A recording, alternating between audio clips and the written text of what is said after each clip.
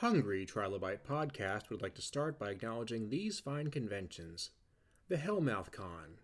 The Hellmouth Convention is back, and it's hosting a spectacular event in the place of all places, Torrance High School, the shooting location for Buffy the Vampire Slayer. Join us June 15th, 2024 for one day only.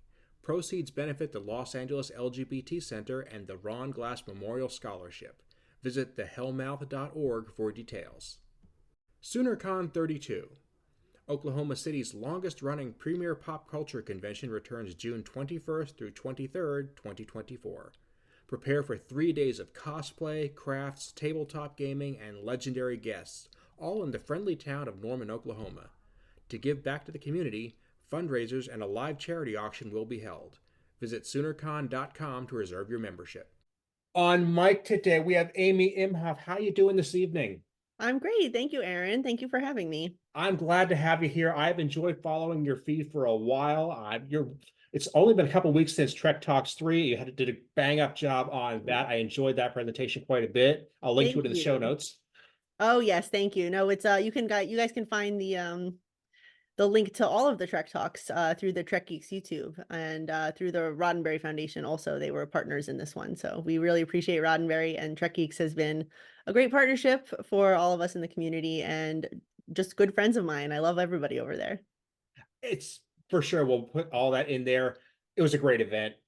What I love about reading your work, because you are the short version, is that you are a heck of a commentator on science and science fiction. You are a very talented writer, Thank you. and you're a great public speaker.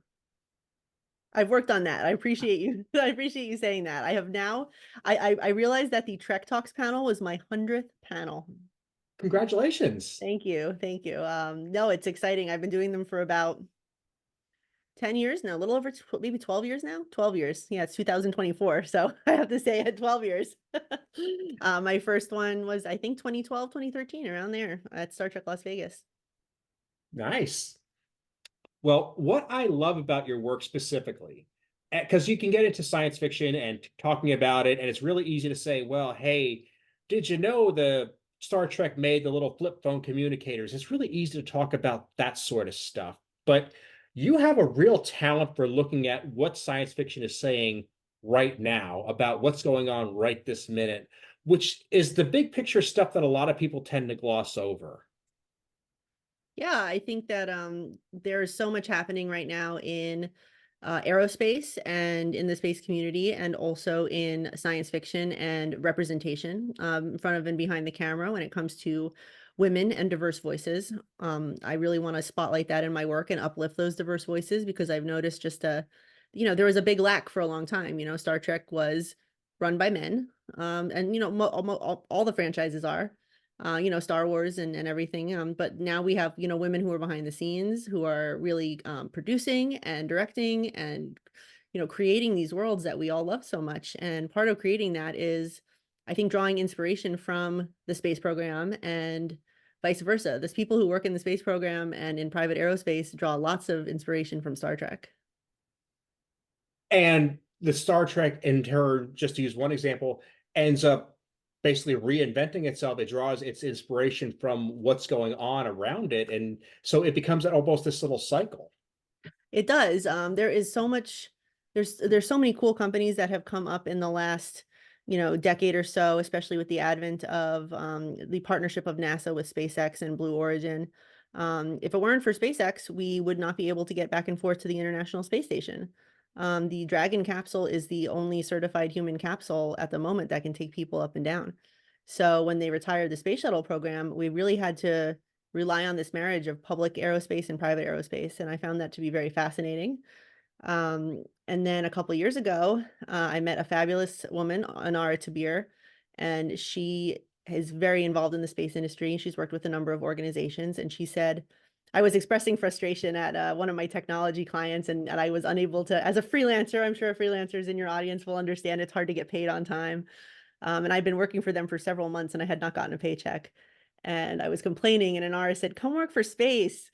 And I said, Yes, I will you do not even have to convince me. Like there's Mhm. no convincing. Like I will come work for space. So she put me in touch with a really cool group of people in the community. There's a think tank called the Overview Effect. The Overview Effect is coined by Frank White, who is a space philosopher. It's a common shared experience of people who have been to space and seen the Earth from space. Shatner talked a little bit about it when he went up with Blue Origin. It's just kind of a sense of you look down at the Earth and you think, look at this fragile thing. It's really not that big. All of the people I know and all of the things I've ever done are contained in this space, but it's fragile. We should protect it. We're poisoning our environment. We're doing a lot of terrible things to the planet Earth. And it kind of makes you have this sense of like, we're here, this is where the life is. And then you turn and you look out at space and you're like, there isn't any life that I can see. It's all dark, right? It's all just black, empty space. And it's very, I hear from what I've read and from the people that I've spoken to who have been, it's a very powerful experience. And I thought that that was a really cool concept for a think tank. And I joined and I met a whole bunch of cool people in the space industry and I'm still working with them. It's wonderful. That sounds amazing. It's I, really I I feel terrible that I don't have better words to describe it, but that the cool. whole concept is just lighting my brain on fire. It's so cool, honestly. And we have, a number of the people in the group. Ron Rossano is one of the astronauts who went up with one of the Virgin Galactic missions.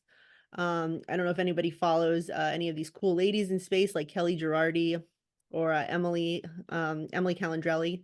Emily has not been up. She is more of a science communicator, and Kelly is more of like an active astronaut, and she's a mom and she's very honest on her social media about, being a role model for her daughter. And I just felt really inspired by these ladies that I keep meeting. And, of course, there's fabulous men who are involved in the program as well. But we're always looking towards that diversity and towards seeing ourselves. And working with Kate Mulgrew, I've heard so many people say, I'm an astrophysicist because of Captain Janeway. I'm a captain in the Navy because of Captain Janeway. And they come up to Kate and they're so emotional, and she'll say to me, "Oh, everybody's always crying when they meet me," and I'm like, "Well, it's because you're so inspiring to them." So that's been a real privilege, and I really enjoyed that aspect of my work, and I wanted to do more of that work. Hence the move to helping with event management and speaker management, and social media and other kinds of brand strategy for space. So, I mean, doing the event management and that sort of thing, you get to put together a lot of these think tank events and otherwise get these people together in the same room. That has to be pretty gratifying. That is very exciting. I'm more on staff from established events. I've become involved with so last year, for example, I was with the Yuri's Night team. Loretta Whiteside is a Virgin Galactic founder astronaut, and her husband George Whiteside was the chief of staff for NASA under Obama, and he's currently running for office actually in California. And they started Loretta started it, but George did too. They started Yuri's Night a little over 20 years ago, and it's a celebration of the first human being in space, Russian cosmonaut Yuri Gagarin. And they celebrate it every year in the beginning. It's like the first, usually the second weekend in April. It's on his birthday is I think his birthday is the 12th or the 14th, something like that. But the event that I volunteered for last year was, well, I did Yuri's Night on both coasts. I did it on the LA side under the Space Shuttle Endeavour at the California Science Center. And we brought out 25 Star Trek creatives. I really thought, they could really use that star power that they hadn't had. They had some very cool people come in and speak, and a few people here and there. Bob Picardo had supported the event for a long time through the Planetary Society.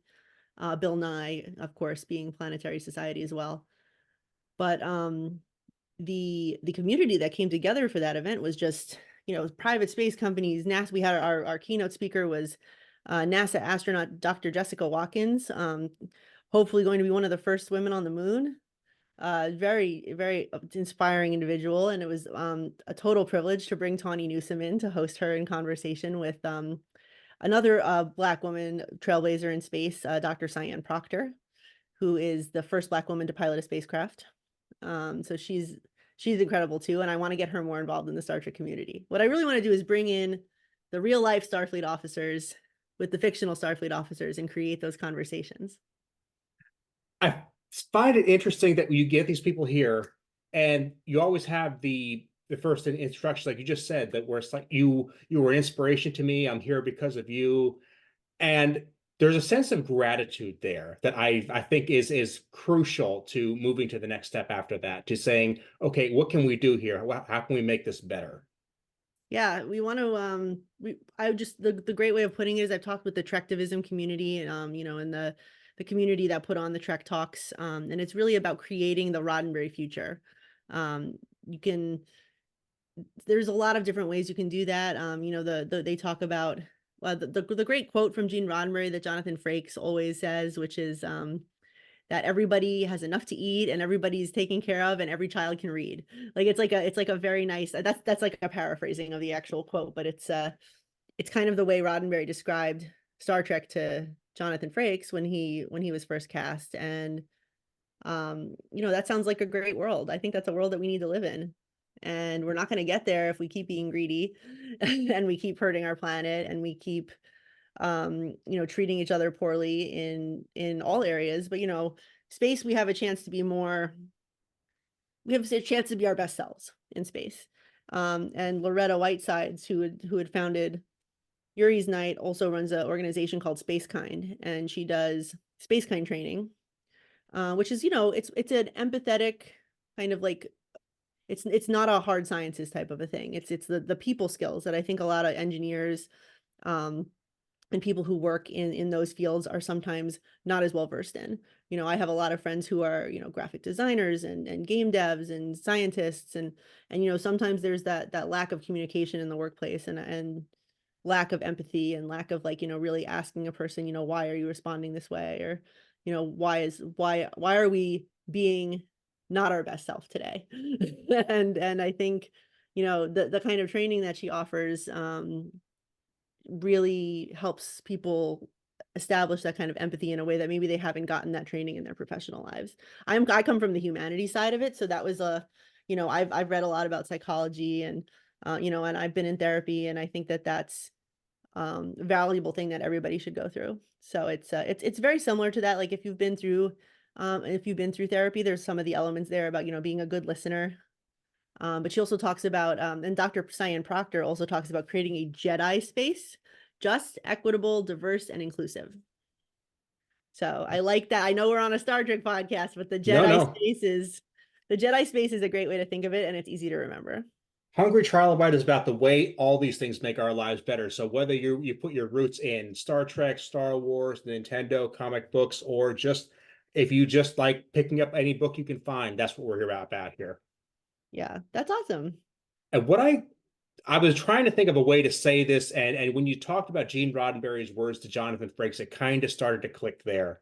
That when you're talking about we got to make sure people have enough to eat, we got to make sure that everybody has an education, everybody has health care, these things, they're big picture ideas. And I think that's where people who like space shine, is that we want to tackle the big picture ideas. And people who are in other industries tend to not look at the big picture. They're incentivized to look at the next quarter, the next week.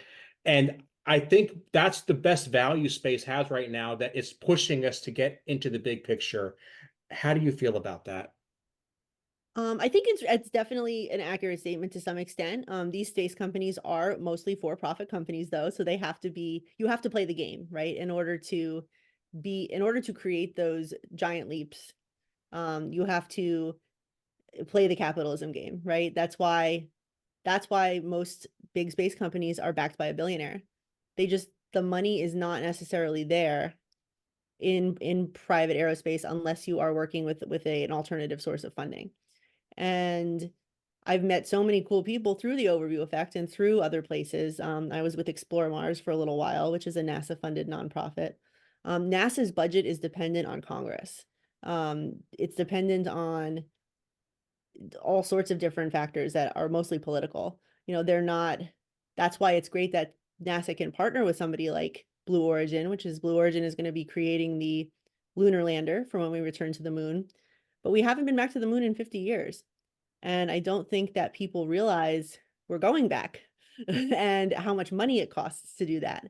And I think now that we're putting more satellites and more companies are working towards putting space stations and other kinds of apparatus in low Earth orbit. Yeah, those things need to be funded. And I think that we have to play the game with capitalism, but I also think that if you do that, you should have part of your business that is going to be going towards those big picture concerns. You know, people who are climate scientists and, you know, satellites can really help with climate science. And I worked with the Jane Goodall Institute in 2020 and 2021, just doing some content for them. And I had met their communications director, Sean Sweeney, through Kate hosted Cocktails with Kate during the pandemic. We had 10 consecutive weeks where every week we chose a group of people. Kate picked out the winners. You know, I would call them down from we had an inbox where people could respond to and she didn't want it to cost anything. She wanted it to be something during the pandemic that we could kind of do to keep people interacting. And she said, I want to talk to epidemiologists. I want to talk to all kinds of scientists. I want to talk to people doing good work in the social sciences. And we talked to a group of kids, which was amazing. We talked to a group of kids who were all like 18 and 19 years old and had to have like Zoom prom and like all these things that you kind of with being a teenager and graduating that they just had to do online. And I met Sean through one of those. He was one of the people that Kate had picked to be part of the call. And I did a bunch of content for them, and I found out some of the ways that satellites have helped Jane Goodall and have helped her institute measure deforestation. You know, a lot of the disciplines in science don't talk to each other. Like they think, oh, you work with animals. Oh, I work with technology. Those two things are not related, but they are. Like everything is in an ecosystem. And I think that being able to say, like, you know, I use this satellite data to tell a government to, hey, you're deforesting this chimp habitat, you're deforesting, you know, all of these things. We're going to be losing one of our most precious natural resources, and, you know, in terms of, you know, biodiversity and all of the things that the rainforest provides to an ecosystem, that they're able to then say, you know, here's the way technology is helping us. So I think that's solving a big picture item with something like satellite technology that I had not even really thought about that before. And it was awesome to get to talk to those subject matter experts and talk to wildlife photographers. And I spoke with this amazing woman, Dr. Rebecca Atencia. She'd performed the first chimp to chimp blood transfusion. She'd like performed the first chimp like heart surgery. And she's just, I mean, the incredible people that are out there doing this Indeed. work. They are, I mean, you just read their resume and you're like, do you sleep? And she speaks like 8 languages and just a true global citizen where she talks to governments about poaching and all of the things that are concerning for habitat loss and for you know, species extinction and things like that. So it was just, I've met such an amazing group of people, and I was like, we need to harness these people and bring them together. And maybe we can do that through Star Trek, because everybody knows, if everyone's listening, you can't see me, but I'm pulling up the Spock hand, putting up Live Long and Prosper. Like everybody knows that is an emoji. It's like the only media property that has an emoji attached to it. Like it's kind of cool, the power of it, honestly. And I love it. I love working with it, and I love making it part of the messaging that I'm doing. It really is. I have several jackets with the Star Trek symbol on them. And when I wear them out, I would say almost every single time somebody will flash me that hand sign. And I know they have no idea what it means other than it's connected to the symbol on my shirt, but they know that. Yeah, I went to so I did the Space Force conference in December. It was the inaugural Space Force event. They've only been in existence for 4 years. Um, and this was their first in-person conference. And I wore a different Star Trek badge every day. So I was like a 4-day event where I started out on the Sunday. I was there, and we went through Wednesday, and I wore a different badge every day, and everybody was like, what's your badge from? Where can I get one? I was like, I think Fansets made a lot of sales that week, because I was just sending like I had generals like pulling out their phone, like, here I am dressed as Captain Picard and my wife is Dr. Crusher. Like it was great because it's just a touch point for everybody. And I mean, these are people who are making major decisions about national security and decisions about, you know, what our satellites are up to, and keeping an eye on everything down here. And I think it's very it was a very cool event, and I'm really proud of what we pulled off. Our team was small, but really mighty, and working with all of the players in private aerospace that spoke as well. We've got these four-star generals, but we wanted to pair them with the big players like Sierra Space and Blue Origin, and um, we had some really cool smaller companies there too that were represented. Muon Space and Terran Orbital. Terran Orbital trades on the New York Stock Exchange as LLAP. Because Nice. their CEO, he is a huge Trekkie. So if you look up Mark Bell Star Trek, um, he had his movie screening room was like a replica of the Enterprise D bridge. So I'm like, if I have that kind of money, hell yes, I would put the Enterprise D bridge as my movie screening room. I So have said if I have I'm not going to, throw out numbers or names, but if I had a lot of money, I would build a full-size replica of Deep Space Nine and basically oh, turn it into like a little resort oh that, yes, I would come. oh I'm yeah, actually very sad that I never got the chance to go to the Star Trek experience. It kind of closed before I started going to cons and had my own money and was able to do that. But I stayed in the Hilton for CES last year, and I walked in and I was like looking at the gift shop and I was like, that looks like the promenade. And it did. It had the round doorway, and I was like, oh, and you could sort of kind of peek down into where it used to be, but it was kind of closed off to access. I was sad. I was there the last year it was still open, and it was very impressive. Armin Shimmerman had said that if you squinted, you could kind of believe you were on the set. It looked from somebody who was actually on the set. He said it did look that good. Oh man, Armin's great. And I love that he teaches Shakespeare. And I think so one of the first panels I ever did at Star Trek Las Vegas was a literature and Star Trek panel. I have my master's in literature, and all the numerous Star Trek, or not Star Trek, sorry, Shakespeare, Alice in Wonderland, Robin Hood, like all of these classic tales are still so prevalent in the Star Trek lore, and I love Mhm. that. So there's so many references. You could do one on just children's literature references with like Peter Pan, where he's like second star to the right, straight on till morning. Like it just the quotes it makes it very classic and kind of timeless. I personally, I mean, I love the idea that Trip Tucker is a big Superman fan. Oh, that's Enterprise. I apologize. My knowledge base does not extend to Enterprise. That's all right. That's quite all right. For me, it strikes because it's like I realize that as time goes on, more and more the stories that are just being written now are going to be looked at someday like, we look at Grimm's fairy tales or Shakespeare or Greek myths. It's just going to become part of Yes. our mindset. Oh, I love the Greek myth references. I just watched Percy Jackson and the Olympians. Oh, Bear McCreary does the music, and I love his music, and I try to support his projects. I'm a big fan of his since Battlestar Galactica, and of course he's doing the new Lord of the Rings series, which I love. But yeah, Percy Jackson and all of the references to the Greek myth, and I mean, I studied Greek myth extensively in high school. My high school English teacher was a total badass. She inspired me to study more and to be an English major. Really, she was the one who put me on that path, and storytelling as our collective consciousness is so interesting to me. And especially now when you look at the canon and you think, okay, why are these white men included in the literary canon, and where are the women, and where are the diverse voices? Where are the people who would have had to have written under a pen name, or when they like to say, like Frederick Douglass in the slave narrative is kind of one of the first ones that we are aware of in America.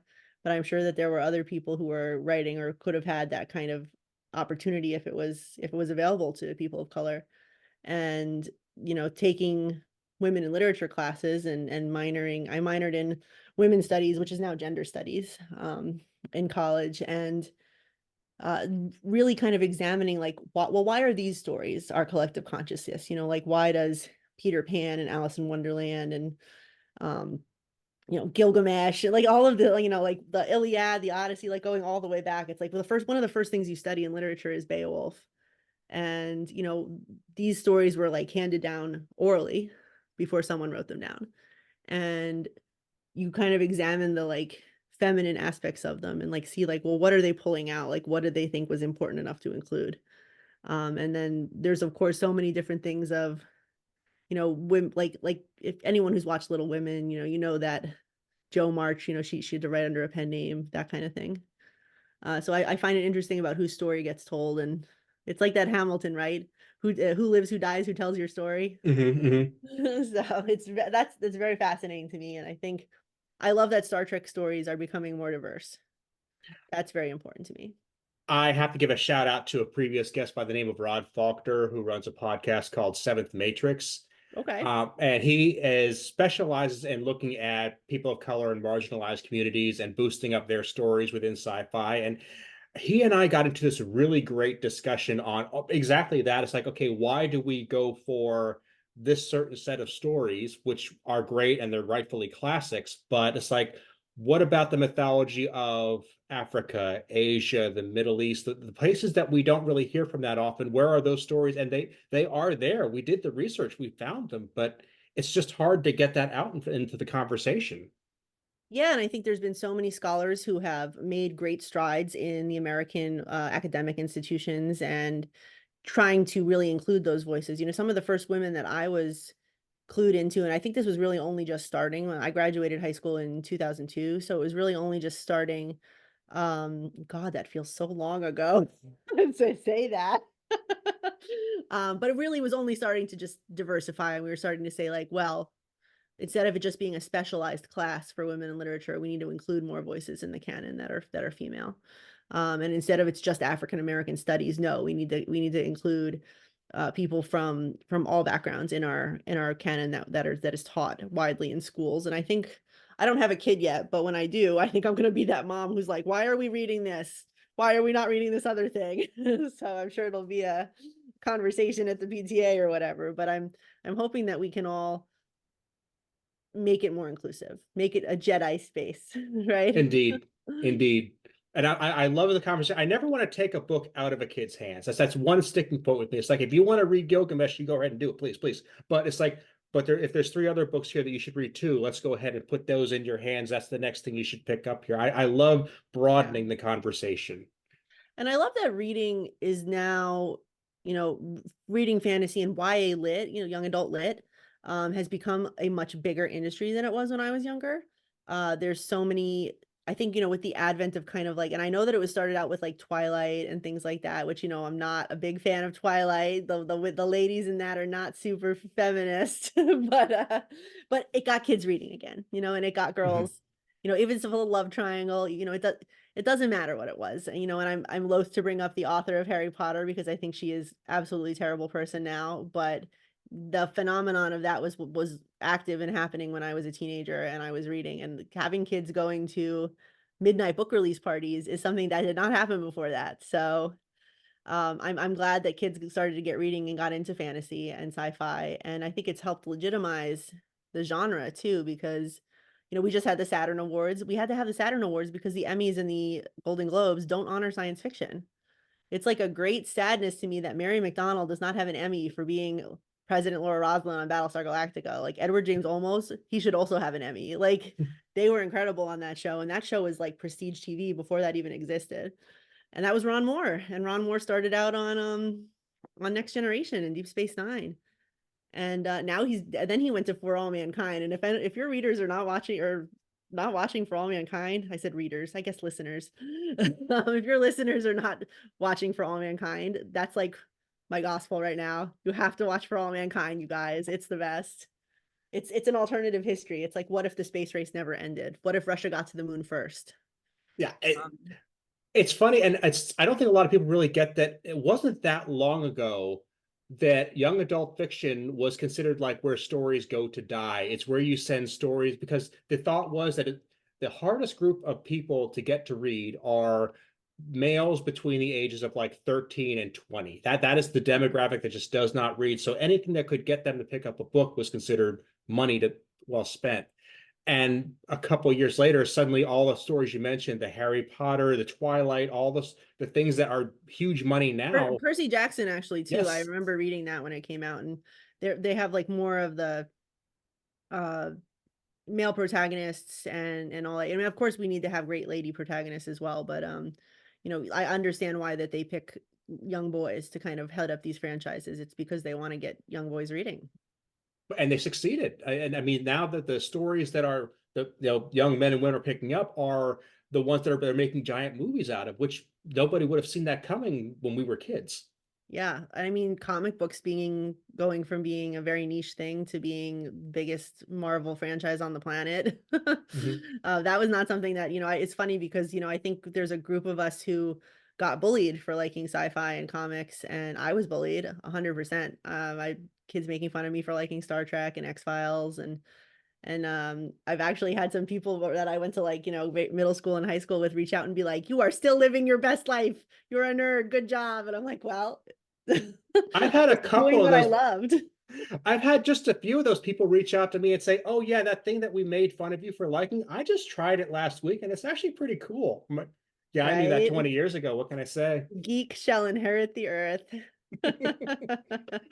But speaking of that, there's one thing I really wanted to ask you, and I want to make sure I give you enough time in the episode to really flesh out because it's, Sure. looking over all your work, this is really interesting to me. When I was into Trek in the late 90s, early 2000s, I was reading a lot of the books and the background information. And one of the things that they kind of weaved into the history was that eventually space exploration would get away from being like a product of NASA and would become something that was basically a partnership between the governments and private organization. And that's definitely the way things have gone. And when you figure that I was reading this in like the late 90s, what's your take on that? And I don't want to ask if you think this is a good thing, because that's way too broad a question. I But I do think would, it's a good thing, and I'm okay, totally willing to say that it's a good thing. I think okay. we need both. We need everybody. I think the ultimate part about space and Star Trek is it's smart people working together to solve big problems. It doesn't really matter who they work for. It just matters that they can cooperate. And mentioning For All Mankind, I think it's the most perfect example of that because in season 3, this is not a spoiler, season 3 is them getting to Mars. And I worked for an organization called Explore Mars, and they would like to see boots on the ground in Mars by the end of the 2030s. And I don't know if that's possible. We don't know. Space travel, deep space travel like that has never been attempted. I think we'll get there eventually for sure. I don't know if it's going to happen in the next 16 years, but we'll see. We are progressing at quite an exponential rate. And like I had mentioned, with SpaceX, I mean, they have reused rockets in a way that NASA has not done. And I know that NASA has been criticized for Artemis, and for the space launch system that is not reusable. It's not as eco-friendly. They're burning a lot of rocket fuel. They're using a lot of resources and money to just send something up one time. And I think it's important that the private innovation is pushing the public innovation to be more sustainable, to think about that stuff when they design things. And it's so complicated that I feel almost inadequately able to comment on it. But I think it's a good thing that private and public aerospace are working together because, like Axiom, if you're familiar with any of the Axiom missions, they are sending people back and forth to the ISS. They're conducting all of the same kind of experiments in orbit.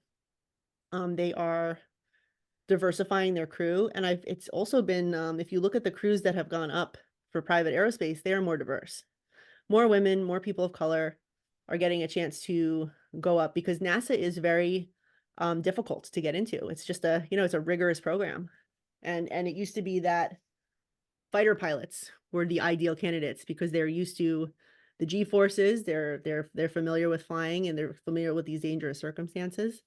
But we have sent up so many different kinds of people now, back through the space shuttle program, and again now that we're sending people up for the Artemis missions. So crewed spacecraft is uh evolving and changing, year to year, month to month almost. I think we're living in a really cool, exciting time for that to be happening too. It's like we're witnessing that unfolding. And in season 3 of For All Mankind, it's a three-way race to Mars between the US, Russia, and a private company called Helios. And what do you know? Stuff breaks. People get in trouble. They have to all work together to get to Mars. They have to all work together to survive. And the part that I love about it is, and this is for Star Trek, this is for any sci-fi show, Space does not care what color you are, who you love, what country, what flag you fly. Space is going to kill you. And you need, it's you against that element, right? So when you watch something like Apollo 13 and you get that feeling in you of like, this is so inspiring, this is so exciting, that's a human experience. It's a human being experience in the world. It's not like a white man experience. It's not a lesbian woman experience. It's not a black person experience. It's a human experience. And I think that that's the best part about the combination of the combination of private and public companies in aerospace working together. I think that's the coolest part. I'm just a layperson. I feel inadequate to throw this out there, but when I hear these things, when I originally read that ages and ages ago, and when I'm talking to you now, all I can think of is that these problems we're dealing with are so big. Space travel is so expensive. The resources are so great that the only way we have even a shot is to collaborate and not compete. Competing is just going to burn. We're going to reproduce too many efforts, and we're not going to really get anywhere. Collaboration seems to make the most sense. It does, but we also have to recognize that, and I learned this a little bit working with the Space Force, is other countries might not want to work with us. Some of the wealthiest countries are not considered allies, right? Other countries with more robust space programs, they are putting their own money into that, and they're not funding. It's not going to be American interest. And there's this whole aspect of, patriotism and loyalty, and you have to be aware that as a society we haven't reached that ideal yet. Like, we'd all love to be at Starfleet, right? Mhm. We'd all love to be under President Stacey Abrams of United Earth, like on Discovery, which was fabulous. um and I love that they chose her because she is really exemplifies, I think, the ideals of Starfleet. And it's people like that. But I mean, if look at Stacey, look at Beto O'Rourke, like these are people who lost their elections. Like, these are people that are inspiring, but they're not necessarily people who are the majority of the country are voting for.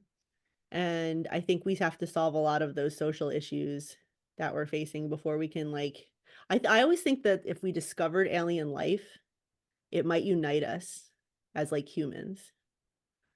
Of course, we'd probably shoot at it, but I would hope that we would maybe be our better selves. So it's that ideal, right? Like, you're like, well, what could happen? What will happen? We don't know, but I hope we can get there together and not as enemies. I hope so too. And I think that's probably the best place to leave it. Amy, thank you so much for being here. I'd be glad to have you back anytime. Where are the best places people can follow you on the internet? People can find, I am still on Twitter. I guess I'm gonna be on there until they shut the lights out. It's Amy Imhoff 1701, like the call number of the Enterprise. That is also my handle on everywhere else, Instagram, Blue Sky.